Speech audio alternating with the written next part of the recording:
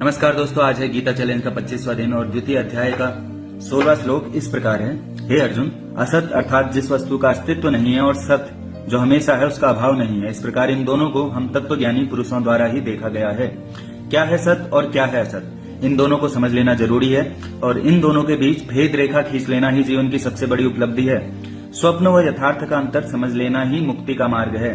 कृष्ण ने यहाँ कहा है कि जो सत है वह सदा है, वह जिसके ना होने का कोई उपाय नहीं है, ना होने की इसकी कोई संभावना ही नहीं है, वह सत है। और असत का अर्थ है जो नहीं है फिर भी अपने होने का भ्रम देता है। जैसे रात में देखा गया स्वप्न, सुबह उठकर वह स्वप्न है, पर रात में उस स्वप्न ने आपके प्राण कपा दिए थे।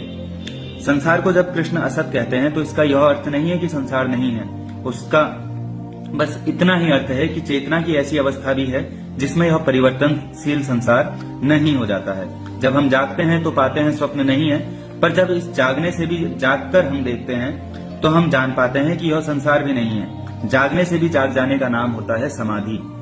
तो कृष्ण कह रहे हैं जो शुरू व अंत में नहीं है, सिर्फ मध्य में है, वह असत्य है। जो एक समय था फिर नहीं है, इन दोनों के बीच की घटना ही असत है। लेकिन जो हमेशा है, निद्रा, जागरण, समाधि, चेतना की हर स्थिति में है, उसका नाम सत है। और ऐसा जो सत है वह अनादि है, अनंत है। ऐसे सत को पहचानने वाले असत की लहरों से ना तो दुखी होते हैं ना ही सुखी होते हैं, क्योंकि वे जानते हैं जो क्षण भर पहले नहीं था वह क्षण भर बाद भी नहीं हो जाएगा। कृष्ण की यह कसौटी सत्य की परख के लिए सबसे महत्वपूर्ण है। धन्यवाद।